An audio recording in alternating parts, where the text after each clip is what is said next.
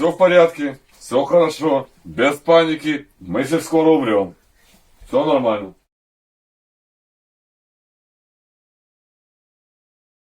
Усіх вітаю, мене звуть Клачко Олександр, я білорус з города Барановичі, білорус, якому ніяково будучи Білорусі. Я хочу вам розповідаю про гэты бойові події, і сьогодні я розкажу вам про той момент, што многія мірныя людзі, хто не быў ніколі на вайне, думаюць, што вайна гэта ў першую чаргу баі, страляніна, кроў. Насамрэч, не заўсёды гэта так. Больш ёсць такая прымаўка, якую не прымаўка, а такі вось выраз, які мы пастаянна чулі вясной 22 года ў Кіеве ад нашага былога камандзіра палка Каліноўскага, які тады быў нашым інструктарам, Дзениса Прохарова-Кіта, што вайна гэта ў першую чаргу пот, а ўжо потым кроў. І вось бой за сяло Лазавое на мяжы Херсонскай і Мікалаевскіх абласцей Украіны гэта прыклад якраз такога боя. Я вам распавяду такія моманты, як можна ўзяць вёску, ні разу не стрэліўшы у ворага, і пры гэтым 10 разоў цудам не загінуць. Гэта аперацыя адбывалася 25 гадзін прыкладна, плюс-мінус. Яна пачалася позна вечарам 26 траўня 22 года. Мы прыехалі накануне ў вёску Мухарівск Мікалаевскай вобласці, і позна вечарам асобнымі групамі мы выдвинуліся, забілі марш-бросок і дашлі да пераправы. Але зараз дабягу трошкі назад, вярнуся, як адбываўся як прымалася рашэнне пра ўдзел у гэтым баі. Папярэдняе наше камандаванне, нашы камандзіры баявыя, сярод такіх пакойны Брэст, дзядзька, Пацук, іншыя хлопцы, яны узгаднілі з украінскім камандаваннем, з нашымі афіцэрамі з ГУРа, якія нас курыравалі, што мы прымаем удзел у гэтым штурме. Распрацоўваўся план аперацыі, ён не быў удальны, многія за гэтага таксама адказаліся, потым ісці адмовіліся. Эвакуацыя была вельмі далёка, у выпадку паранення вельмі была верагоднасць, што дапамога медычная будзе аказана несвоечасова. Былі такія розныя моманты, лес замінаваны, узвод танкаў, які быў у суседніх вёсках стаяў, які мог контратакаваць. Шмат момантаў, шмат небяспекі, і калі дашло да справы, наш былы штаб палка Каліноўскага забараніў на ўзроўні загада. Мы вам забараняем, загадваем не ісці ў гэты бой, таму што вы яшчэ не гатовы, будзе 10-20 трунаў, загінуўшых. У выніку у нас здарыўся такі першы раскол, канфлікт, калі баявая частка і тыя, хто імкнуўся ў бой, гэта быў мой першы бой, жадалі ісці, а украінцы нас падтрымлівалі, а штаб кіеўскі забараняў. У выніку гэтых вось канфрантацый, дыскусій такіх, да нас прыехалі штабныя ў Мікалаеў на нашу базу, каб адгаварыць нас удзельнічаць у гэтым баі. Прынялі рашэнне, што ўдзел прымаем мы добраахвотна. І са 100 чалавек, якія планавалася ісці ў бой, добраахвотна пашлі 55. І гэтыя добраахвотна, якія пайшлі, 55 чалавек, яны ў будучым стануць касцяком батальёна «Волат», які ўзначалі з Брэст. Вяртаюся да самой падзеі. Начны марш-бросок, мы дайшлі да ракі. Не памятаю назву гэтай ракі, пагляджу потым на мапе. Фарсіравалі раку, гэта ўжо была акупаваная рускімі тэрыторыя, гэта было поле метраў 500, за полем быў лес, у якім, магчыма, былі засады, і які мог быць замінаваны. За лесам было на апушке, рускае слово апушка, за лесам раскінулася сяло Лазавое. Невялікая вёска, мёртвая, дамы былі без дахаў, ужо заросшыя там маладымі дрэўцамі, магчыма, 10 гадоў, як гэта вёска не была жывая. У гэтай вёскі былі рускія. У суседніх вёсках быў узвод танкаў, якія падтрымлівала авіяцыя, у тым ліку верталёты, дакладна ведаю, таму што працавалі па нашым хлопцам, і, магчыма, самалёт. Не ведаю, таму што па рацыі рускай гучала па трафейнай рацыі, што вылятае ластаўка. Ластаўка, я так разумею, самалёт. У выніку мы незаўважнымі на світанку перайшлі гэта поле, скапіліся на ускрайку леса, і 10 ў 6 ранку плюс-мінус, ми почули, як праз пантонную пераправу ў іншым месцы раку фарсіравала украінская бронетэхніка, украінскія БМП, якія пачалі гэты бой, ну, крупны калібр, па ім пачалі страляць рускія, адказ мы не бачылі, толькі чулі роў рухавікоў на світанку, гукі боя. І праз кароткі час нам далі загад вераніцай, цепочкай ісці прапрасоўвацца ў бок вёскі Лазавое. Моя група атрымала загад, папярэдня атрымала загад ахоўваць мінамётчыкаў. У нашых хлопцаў-мінамётчыкаў тады быў толькі яшчэ 60-й мінамёт, маленькі такі. І вось мы на ўскрайку леса павінны былі ахоўваць гэту групу, якая працавала з мінамётам, каб іх там не ліквідавалі. Праз поле ад нас была іншая вёска, у якой ўжо былі рускія. Ось, мы прайшлі гэты лес, ніхто не падарваўся, уперадзе шлі хлопцы, сярод такіх Дэн, штурмавік, які такі ў нас вельмі ўжо з вялікім досведам, хлопец, іншыя хлопцы. І мы, застаўшыся каля мінамёта, пачалі акопвацца, капаць акопы. І ў гэты момант з боку вёскі Лазавое пачуліся гукі боя, стрелкового боя ад наших хлопцаў. Там у нас две групы штурмавалі сяло. Быў кулямёт, працаваў кулямёт Тора, ён загінуў потым. Вось. І памятаю, што я выкапаў окоп, назіраю за працай мінамётчыкаў. Мой камандзір падраздзялення з 11 чалавек, гэта быў Лысы, пазыўны Лысы. Ён выбраў сабе копку акопа сярод 3 сосен, і там шмат карэнняў, і таму вельмі доўга яго так цяжка капалася. Ён яшчэ капаў свой акоп, увесь мокры быў, і кажа: Кусь, прыкры там, ты ўжо выкапаў свой акоп, прыкры там вось з тыла, каб рускія там з тыла не зашлі, там бо лес, халера ведаць, дзе там рускія могуць і абысці, да? Вось, каб зненацку на нас не напалі з таго боку. Я падышоў да яго, там, вось, і назіраў за дарогай, якая шла там з глыбіні леса. Вось у гэты момант мы з ім размаўлялі і казалі аб тым, што вось там хлопцы ваююць, а мы тут адсіджваемся. Вось такое ў нас была, да, размова. У гэты момант Лысы, мой камандзір па рацыі, атрымлівае загад, што просяць падкрапленне адправіць з нашай групы парамедыка, і з ім аднаго чалавека, або палову вёскі ўзялі, другая палова будзе штурм, і чакаецца, што будуць страты, як мінімум параненыя, і трэба усіліць, каб быў парамедык, яшчэ адзін з чалавекам, якім дапаможа з эвакуацыяй. Лысы мне запытвае: Кусь, пойдзеш з парамедыкам? Я кажу: канечне, пайду. Вось, і так я з парамедыкам, кінуўшы свае рэчы, заплечнікі, толькі самае неабходнае налягке, бо трэба было ж там, калі што, эвакуваць, несці параненых. Мы з парамедыкам праз лес пайшлі па лясной дарозе, пашлі ў гэту вёску. І ў гэты момант адкрытае месцы, калі вось там да рускіх, там вось такі пагорак быў, там рускія былі за ім, была адкрытая мясцовасць, мы перабегалі, там, дзе кусцікі, дрэўцы, мы ішлі больш павольна. І што назіраў я, што вось разрывы, я так разумею, мінамётных снарадаў, якія разрываліся не ад удара аб землю, а проста ў паветры, да ўпершыню я бачыў. Каб вы разумелі, мінамёт працаваў пастаянна.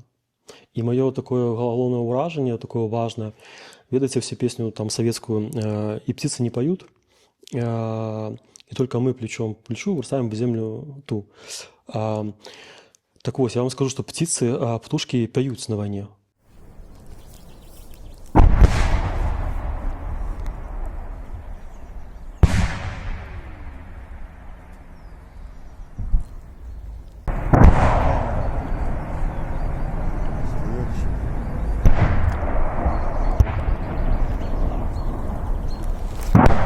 Птички поют, красота, как будто войны нет. Гукі боя, узрываюць снарады, а птушкам быццам бы яны гэтага не заўважаюць. Яны далей працягваюць свае там спевы. І я быў просто так лёгка так шакаваны такой. Я думаў, што ўсё замаўкае. Не, прырода жыве сваім жыццём. А каля мяне, калі мы ішлі па дарозе, нешта ўпала такое вось у пяскі проста. Я думаў, што мой сцізорык такі складны. Я па кішэні хоп-хоп, сцізорык на месцы, гляжу, а гэта аскепак на излёце вось ад той міны, што разрывалася там над полем. Ён даляцеў да нас і проста вось, у мяне каска была, калі б на голову упаў, нічога не было, але вось на излёце дасталі такія аскепкі. Зайшлі мы ў вёску і прайшлі всю вёску. Тут наша група хлопцаў ляжала у акопчыках, у траншеі. І мы прайшлі далей, і нам паказалі, што нашы там далей там знаходзяцца. І нашы хлопцы былі, у тым ліку Брэст, Пацук, украінскі афіцэр, Горкі. Яны былі у цэнтры вёскі, у распаладзе, якую яны адбілі ў рускіх. Што такое распалаг? Гэта проста вось мазанкі, такія сцены. Зверху там рускія, бачна, шыферам пакрылі, магчыма, так вось, ну, гэта ўжо пасля зрабілі. І такія проста тапчанчыкі, матрасы, спальныя месцы. Кінутыя рэчы проста, вось, як было, так і засталося. Нават старыя беларускія рублі знайшоў там. Вось. Это расположение русских, которые они бросили в спешке.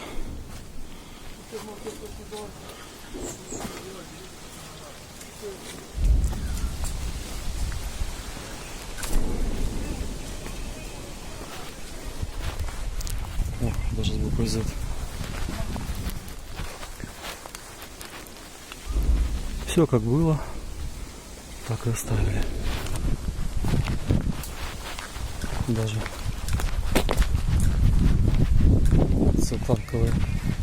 противотанковые средства.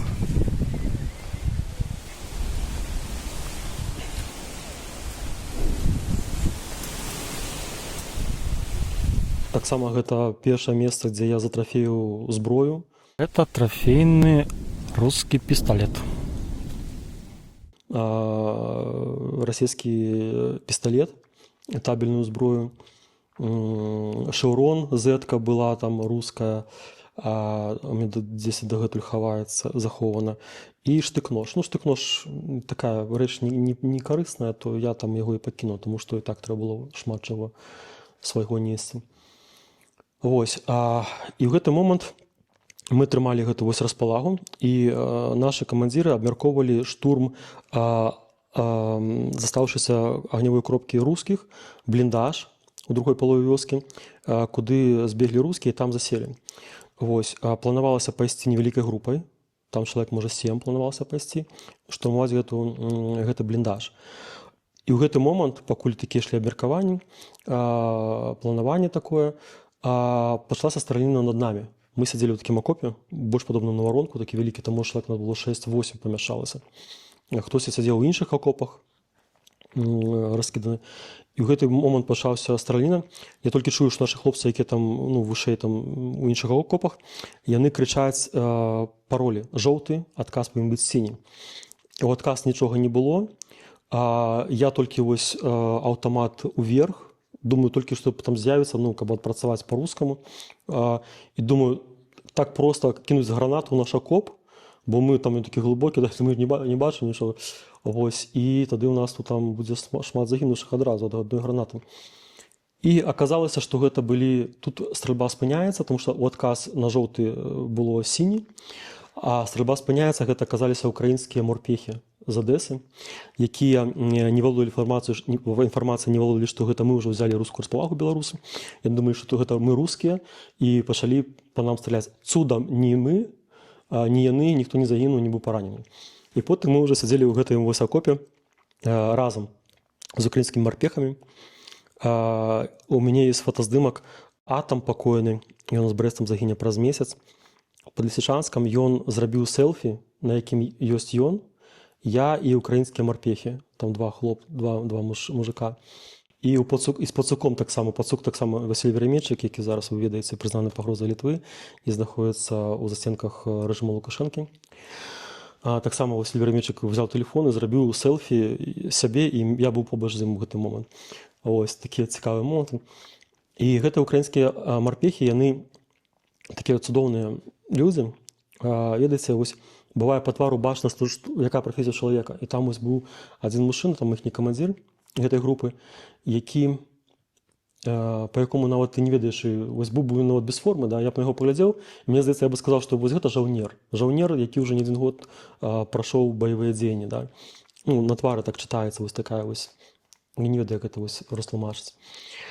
Гэта група ішла вызваляць сваіх параненых недалеко ад вёскі у полі было падбіта БМП украінская, якое дапамагала нам са штурмам, і там было 3 экіпаж, застаўся 3 байцоў. Вось. Размаўлялі. Яны, ну, я ўжо так дакладна не памятаю, цікавыя размовы былі ў гэты момант, да. У выніку яны, гэта група украінцаў, яны вырашылі дайсці ў лес, на пушку лес, на ўскрайак леса перагрупіравацца, потым вярнуцца за сваімі. І потым яны, дарэчы, праз нейкі час, уже калі мы вёску лазовую цалкам узялі, яны потым праходзілі міма мяне, я там ахоўваў дарогу, з нашым парамедыкам Броварам. Ён ішоў з імі, і потым праз мяне неслі гэтых параненых. Гэта я ўжо ўперад забягаю, вяртаюся назад. Мы 2 разы выходзілі на дарогу, клаліся ў шахматным парадку. Адна група, там 3-4 чалавекі з аднаго боку дарогі, другая група 3-4 чалавекі з іншага боку дарогі. Ну, каб рухацца там паўзком у бок бліндажа і каб штурмаваць. Я быў у гэтым складзе групы, 2 разы выходзіў, мне было страшна, безумоўна, там, да, штурм, там ніколі не удзельнічаць, але мне было важна, ну, зразумець, як гэта, што гэта, важна было удзельнічаць. І 2 разы, першы раз адмяніўся гэты штурм. Мы там, нашы камандзіры сказалі, так, зараз перачакаем абстрэл ідзе, перачакаем, потому што мінуты пастаянна па нам працавалі. Гэта ўжо як проста вось як дыхаеш паветрам, ты ўжо нават толькі прыгінаешся там часам, калі свіст чуеш. Уже навучыліся адразу разумець, калі блізка разавецца, калі далёка.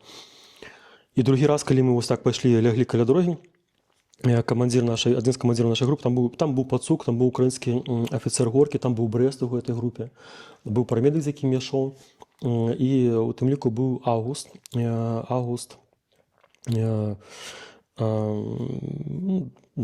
пазыўны Аўгуст. І Аўгуст кажа: Кусь, ну, ён быў маім камандзірам, то бок на галову вышэй, ну, праз майго камандзіра, ён быў камандзірам майго камандзіра. Ён кажа: Кусь, застанецца ў распалазе з іншымі хлопцамі, хто там заставаўся, да, прыкрывае дарогу. Бо была магчымасць, што хлопцы пойдуць по туды, там яны ўсе могуць загінуць, і адтуль вернуцца рускія. Ну, то бок ко мне трэба было крыць, каб, ну, не дай Бог, там вораг не пайшоў замест іх, не вяртаўся, умоўна кажучы.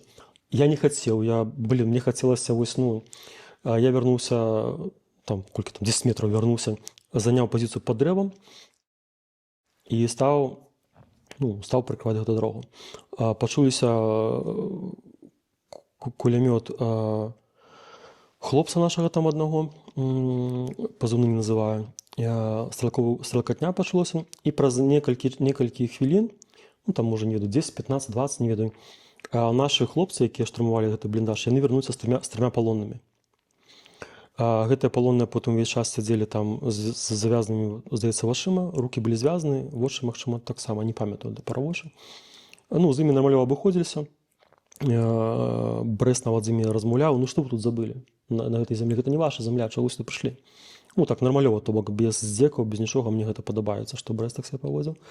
Вось. І адзін з іх сказаў, што мы нават па вам не стралялі, можете паглядзець, там няма гільзаў каля бліндажа. Я так адразу павага так ад іх знізілася, думаю, ну якія з вас жаўнеры, ну калі прыйшлі, то ўжо страляецца там, калі прыйшлі, да, ну такое, што вы за такія жаўнеры, да. Вось, гэтых 3 палонных узялі. І далей моя пазіцыя была пад дрэвам, я прыкрываў гэту дарогу, каб рускія там не з'явіліся з таго боку. Вось, і ў гэты момант праходзіла група украінскіх марпехаў з нашым парамедыкам, якія ішлі вызваляць, даставаць сваіх параненых пабрацімаў. І праз нейкі час гэтыя хлопцы, марпехі вярнуліся, неслі там аднаго на насілках, другі там дапамагалі яму ісці. Той, які ішоў на нагах, у яго было вока забінтована, то бок, магчыма, там выбіта вока, паранена, не ведаю. А другога неслі, і потым наш Бровар, парамедык, які быў з імі, сказаў: выбачаюся, у яго палову дупы няма. Ну, то бок, такое цяжкае параненне. І ў гэты момант толькі пранеслі параненых, каля мяне, як снег на галаву, я не ведаю, адкуль ён узяўся, падае хлопчык украінскі, 18-гадовы, і гэты дыялог папаў на камеру. Чаму ён папаў на камеру? Я пад гэтым дрэвам, і прыязджае украінская БТР, і, ну, я захацеў сфотаграфаваць эту атмасферу, да, там украінская БТР такое. І я здымаю, БТР украінская прыехала там з украінцамі у гэту вось частку вёскі, якую мы захапілі, ну, просто дзе была расплага, тому што захапілі мы ўсю вёску. І ў гэты момант падае свой хлопец, і гэта размова трапляе на гук, запісаны гук. Цудоўныя словы, я бы, можа, потым зараз і не вспомню, бо гэта дыялог. Приехала броня. Сейчас раненый будут забирать. Сяду. Спасибо огромное. Блин, Лучшее, спасибо огромное. Прям пиздец. ты знаешь, мы же тоже за свое, как говорится. То есть общий враг у нас. Прикинь, как мне повезло. В Б хуй, а я там наводчиком сидел. Да. Прям в кабине сидел. Прям мне в кабину ебало. Так здорово, ты же выжил. Ну, так самое главное. Это твои ребята, короче, из Бэхи, да? Я выжил, у меня только нога там еле-еле покоцанная рука. Но главное, чтобы вот с этим тяжелым было все хорошо. Максим. Максим? Мне кажется, что эти ребята, которые вот ну, в одной тачке, они что-то вот они ну, сплачиваются очень так сильно. Не бросил, никто никого не бросил. Молодцы, молодцы. Еще удачи. Удачи. Сейчас будут по нам стрелять.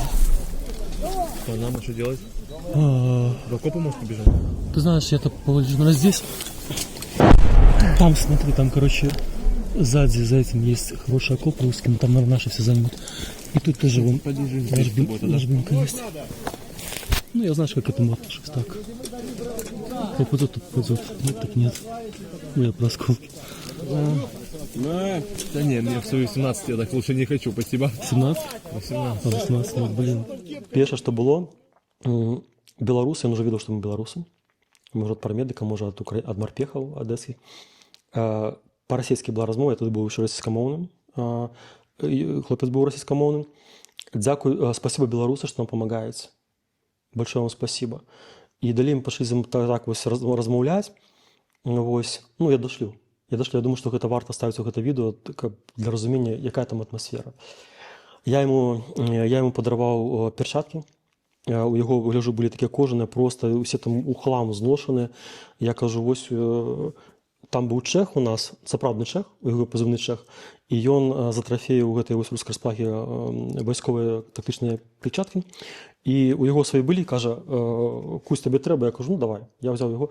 І яны былі у мяне перчаткі, я забыў іх там каля мінамётчыка, у мяне просто не было. Я взяў тады. Я аддаў гэтаму хлопчыку, ну, украінскаму вайскоўцу, вось, даў яму гэтыя перчаткі трафейныя рускія замест іх. Ён кажа, да, сапраўды. Я кажу, да, табе вось такі. Ён быў вельмі абрадаваны. Ну, мне хацелася прыемна яму зрабіць. І гэты хлопец кажа, што нас там, нашых параніла, двух яго побрацімаў. БМП, якая ехала за імі, яна развярнулася і з'ехала, ну, фактычна кінула іх. А ён кажа, мне пашчасціла ні адной царапіны. Вось, падбітым быт. Ён быў, здаецца, ён быў наводчыкам, калі не памыляюся. Ні адной царапіны. Я кажу, колькі тебе гадоў? Ён кажа, 18. 18 гадоў хлопцу было. Я не ведаю, дзе ён зараз, як ён. Мы абмяняліся інстаграмамі, ну, контактамі, але я ўжо тады яшчэ пісаў яму у 22-м годзе, але адказу не было. Ну, я не ведаю, жывы, не жывы, але цікава было б пабачыцца. Вось. У выніку мы пачалі чакаць, ну, трымаць гэту вось располагу. Першы наш загад быў да раніцы трымаць, і раніцай павінны былі прыйсці украінскія рэгулярныя часткі, нас памяняць. І калі прыйдуць, ну, часткі рэгулярныя, мы павінны будзем вяртацца. Па нам працаваць пачаў танк, акрамя мінамётаў, пачаў працаваць танк. Мы сядзелі ў гэтым, усе сядзелі ў гэтым вялікім акопе, там нашы камандзіры таксама там былі. І у руках, каго там у руках была, не памятаю хто, у кагось з нашых хлопцаў была ў руках такая здаровая рацыя руская з антэны, такая вось жалезная, такі металловы корпус, як мне памяць захавала. І па гэтай рацыі мы слухалі як перамовы рускіх.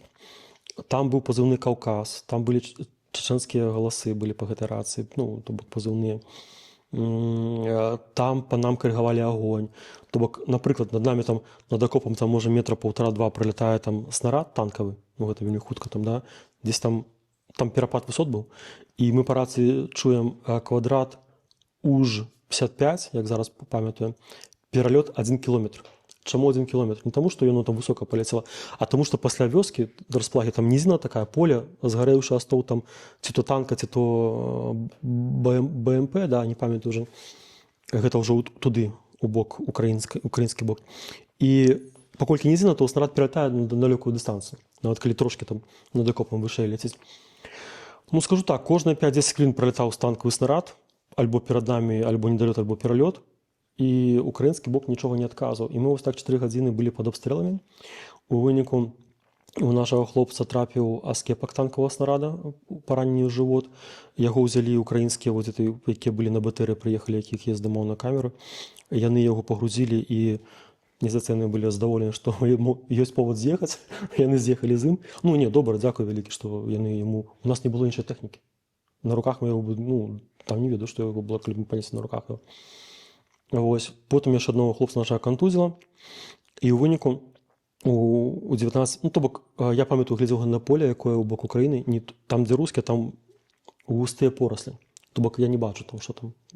Нема обзору. А у нас супертанков тільки труби супертанкові. І плюс я ще взяв до холери 20, мабуть, подствольних гранат. Это такая вага. Кожные 100 грамм у таких переходах, у таких денег, это и просто становится, кожные 100 грамм становится как килограмм, да. Вот. И их не скористаешь, тому что галіны дрэў, трэба, каб была адкрыта адлегласці, каб быў вораг там, ну, каб гэтымі подствольнымі гранатамі по ворогу закласць. І мы сядзім, чакаем контратакі рускіх, нас абстрэльваюць, контратакі няма, можа рускія там халера ведаюць, ці ў іх сіл не хапаецца, можа быць не рашаюцца, можа даных няма, колькі у нас тут, можа у нас тут танкі стаять, да? Ну халера ведае. Якое у нас узбраенне можа не ведаюць, ну гэта мае такія дагадкі. І ў выніку 4 гадзіны мы пад гэтым астрэлам, я памятаю, я гляджу украінскі вось гэты бок, такі прыгожы краявід, згарэўшы гэта астов бронетэхнікі, не ведаю, рускай ці украінскай, з мінулых баёў. Цудоўна надвор'е, канец траўня, гэта вось такая вось, там вельмі цёпла ў гэтым рэгіёне у такі час. І я памятаю сваю думку, ці дажыву я да раніцы. Вось. А мае хлопцы, якія засталіся з мінамётам, група ахоўваць, яны казалі, што па ім працаваў, вылецела 2 верталёта, яны проста бачылі гэты верталёт, яны на іх прямо ляцелі, і яны проста касетнымі снарядамі па ім адпрацавалі. Яны кажуць, мы ўжо жыццём развітваліся. Цудам, ну, гэта вось, мабыць, акопы і выратавалі. І мінамётчыкі капалі сабе акоп там агульны, і нашы там капалі індывідуальныя акопы. Вось мой акоп камусьці, можа, прыгадзіўся. І цудам, дзякуючы вось гэтым акопам, ніхто не загінуў, не быў паранены. То бок, там просто цудам, што проста не было смярцей. Там столькі ўсяго, столькі было. Вось. А ў выніку 19 гадзін вечара па рацыі быў атрыманы загад адступаць. Ну, як адступаць? Пакідаць вёску. Яна потым, ну, яна фактычна будзе ў шэрай зоне. То бок гэта ўжо будзе не руская тэрыторыя, але і украінцы там, наколькі я ведаю, адразу не прыйшлі туды ў першы дзень. Мы пашахтаваліся просто ў вёсцы, пад мінамётнымі гэтымі абстрэламі, там дзесьці там тут разрываецца. Нас Брэст пералічыў, каб усе былі на месцы. Здаецца, было 47 чалавек. Вось тут у гэтым месцы. Ну, тыя, хто ахоўваў мінамёты, яны былі ў іншым, на ўскрайку. С нами в колонне идет 3 русских пленных. Несут трофейные противотанковые гранатометы.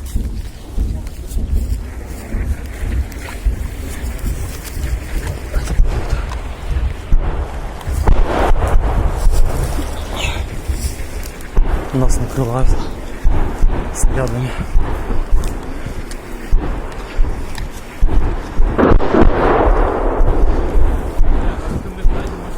Село мало. Мы зноў жа такой вось цепочкай праз лес, свежыя гэтыя вось беленькія такія пашкоджаныя дрэвы аскепкамі снарядаў. Дзесьці разрываецца, дзесьці мы там падалі, калі там побач, да, штосьці магло быць, перачэквалі. После сильного танкового обстрела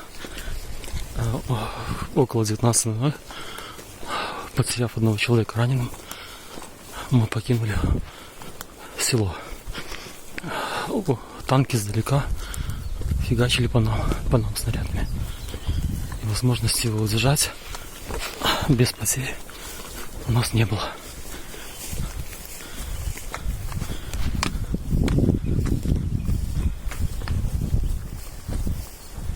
Шли далей, то, щоб дрон працював. Ну, тоді ж не було таких FPV-шок масово. Тоді були дрони, які назирали, коригували огонь. Дрон нас русський супроводжав постійно, ми його не бачили, часом чули. Ну, і міномет по нам працював. Але покільки ми рухалися, їм тяжко було, ну, прицелитися докладно. Ми вийшли на гусаряк леса, і в цей момент русські з нами йшли. Ми там затрофеїли супертанкову зброю русскую. Ось, і так само несли з собою. Ось, русські так само не налегке шли, вони так само несли ось гэту ось зброю, узброєння, ну, без снарядів, звісно, але ось, і ми просто були стомлені, води не було. Добре, що у русській розплагі були такі 5-літрові бутильки води, і дякуючи, ми ще протрималися, тому що ми з собою по 2 літри води взяли, і вони просто, раніці їх вже не було. Тобто марш-кидок ночний, там, переправа, и вода скончивается быстро. Вот это такая каштовность становится на войне, просто не передать. Мы вышли на срак леса, и в этот момент оказалось, что украинский офицер, его з нами нема. І ніхто не ведає, де він.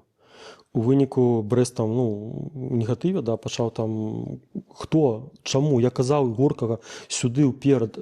У виніку дядька сказав, що Брест, я беру на себе, це моя вина. І він сказав, що пойде особно, вийде. Ось, і я просто тобі не повідомив про це. Ось так відбулося. Дядько взяв на себе цю відказність, що українського офіцера немає. І була інформація, що він ранений, що Максим втрапив у полон. Ми пішли прочесувати місто, по рації отримувалося вийти з ним на сувязь періодично. І він каже, я під біла акація, квадрат, назвав квадрат, і ми не могли зрозуміти, де він знаходиться. Була супротилегла інформація, ми поділилися на 2 групи добровольців, тобто, що всі були стомлені, там визвалися 10 чоловік, поділилися на 2 групи, ми прочесали до раки все, поле, не могли его знайти. Мы с дядькой Ришитом пошли трошки далей, у бок вёски Лозовое, и в некий момент по рации мы выходили на сувязь з Горким періодично, ну, викликали його безвиніково. По рації ми усі почули чеченський акцент. Я не веду, як він там з'явився, але факт є факт. Ніхто один з нас, усі ми 3 почули чеченський акцент по рації Горкова. Магчыма, гэта была хваля там перахоплена. Не ведаю, што гэта было, але такая сітуацыя. Дзядзька прымае рашэнне вяртацца до Брэста, дакладае яму Брэст так і так. Брэст прымае рашэнне, аддае загад Ясеню, кажа, Ясень, ты старэйшы, вядзеш хлопцаў усіх на пераправу праз поле, там пераправляецца на той бок, адкуль мы прыйшлі. А сам Брэст з дзядзькай вырашылі ісці шукаць украінскага афіцера, тому што яго немагчыма было кінуць. Як я разумею, што нашы хлопцы, можа, акрамя Рычарда, яны не ведалі, што, чаму так Брэст прыняў рашэнне.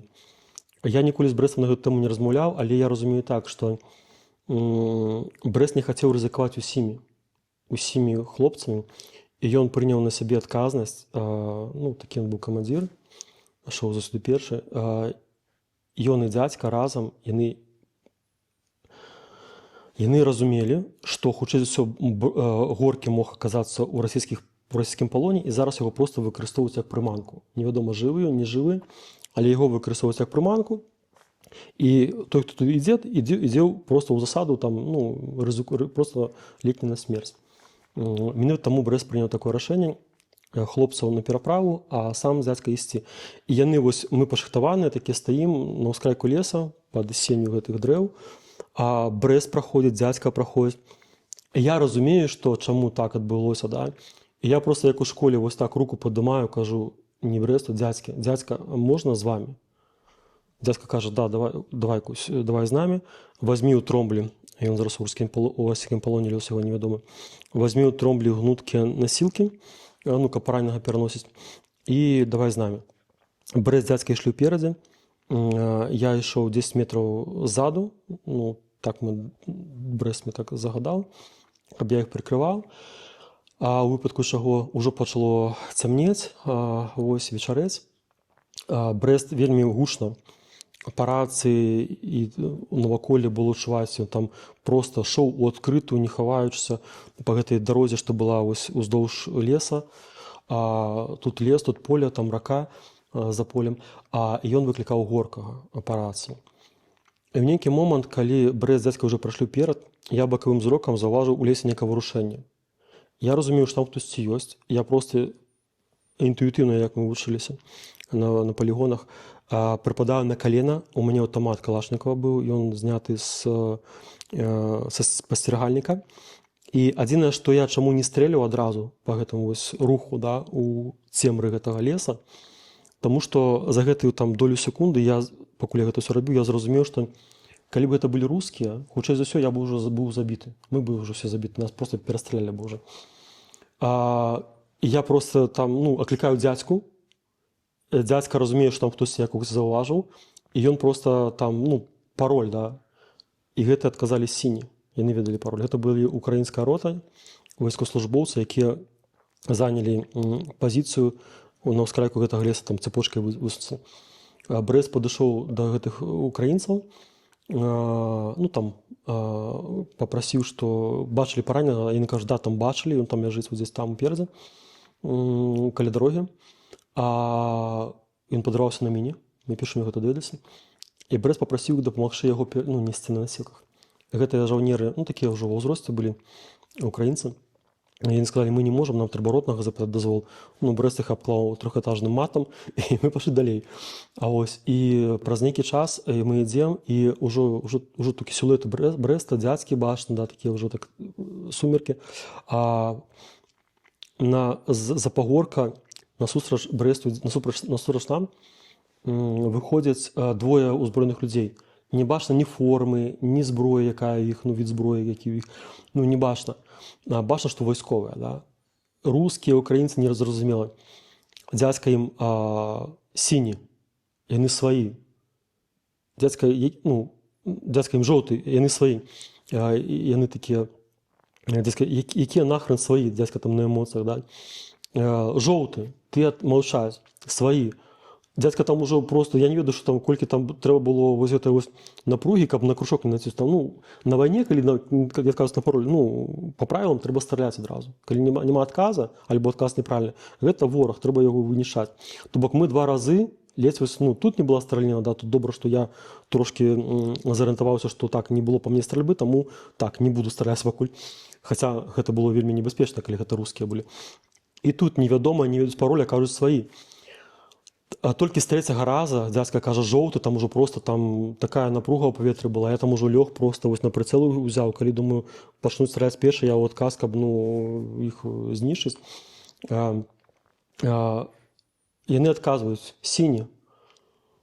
Блін, чаго варані не адказвалі? Дзядзька потым прасіў знак, умоўны знак. Акрамя слова быў яшчэ умоўны знак, які трэба было паказаць, а гэта дадаткова праверка, што гэта свой. Яны паказалі правільны знак. Гэта былі украінцы, яны таксама сказалі, што вось ён там ляжыць 100 метраў уперадзе. Яго турнікет на назе, нагі няма. Вось. А Горкі ў гэты час, пакуль мы шлі весь гэты час, ён страляў перыядычна з свайго табельнага зброі, з пісталетам. І мы ішлі на гэты выстралы, у тым ліку на іх арыентаваліся. А нашы хлопцы, які ішлі на пераправу, я потым з некаторымі размаўляў, яны думалі, што гэта рускія дабіваюць параненых украінцаў. Вось. То бок, была такая вось незразумеласць, дзе хто, дзе сваі, дзе жэ. Мы прыйшлі, у Горках была турвана нага, ўжо была такая цемра. Быў накладзены турнікет, я наклаў другі турнікет дадаткова. І ў нейкі момант я гляжу, я з боку лес так зашоў, і проста ляжыць міна. ПМ, працапехотная міна. Каля мяне. Вось Горкі ляжыць, я тут каля яго на кортачках, і міна. Я так акуратна яе бяру, так вось, потым думаю, хлер я брат. І кажу, дзядзька, глядзі, што за фігня. Я не ведаю, магчыма, гэта была міна, якую за трафею Горкі ён нёс з сабой, як дзядзька мне патлумачыў. Але я адклаў, акуратненька адклаў, каб я там гэта ў бок.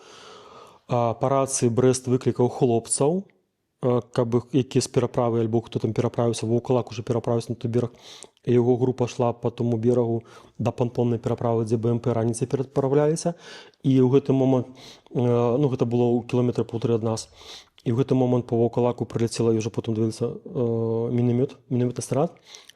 Ён разарваўся ў 5 метрах ад групы ваўкалака. Ваўкалак схапіўся за голову, гэта была, мабыць, яго першая кантузія.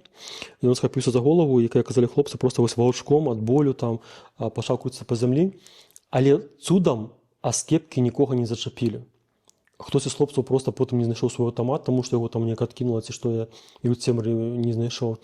Але тады вось гэта група ўжо выйшла, ну, то бок яны ўжо займаліся эвакуацыяй ваўкалака, а не Горкага. А тут уздоўж леса ішлі нашы хлопцы, некалькі чалавек, дапамагчы нам на насілках несці да пераправы праз раку Горкага, параненага, на гэтых насілках трапічных.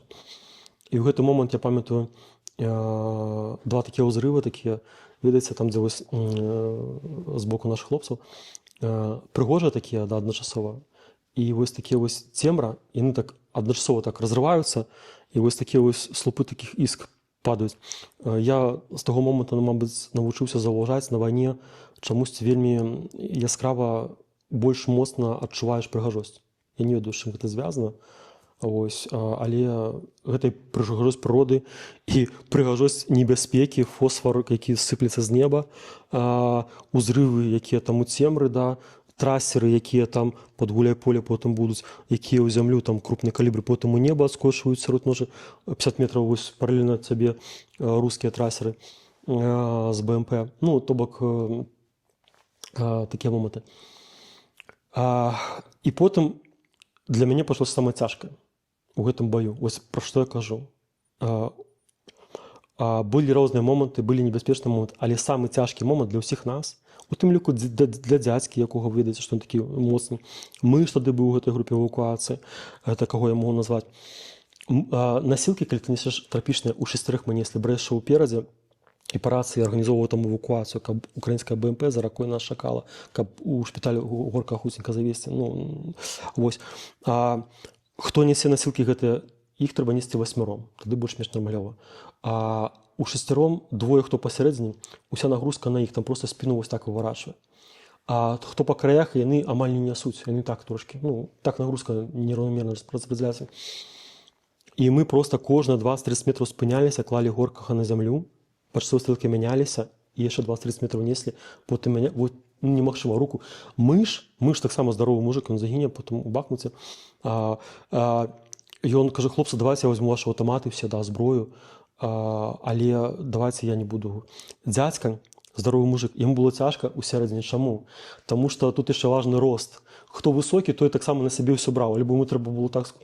І дзядзька кажа: блін, дзядзькі, мабыць, самае цяжка было з усіх, таму што, ну, ён здаровы па вышыні. Росты розныя, хто маленькі, таму лягчэй, ну, таму, ну, менш нагрузка атрымоўваецца. Цяжка было. У выніку мы данеслі Горкага да ракі, прайшлі праз пандонны мост і паклалі яго на украінскі БМП. БМП завяло мотор і знікла ў цемры. Так мы вярнуліся на сваю тэрыторыю, і потым яшчэ быў марш-бросок, ну, такі вось начны. Стомленыя мы ледь дапаўзлі да Мухарівска, і на гэтым наша баявое было скончана.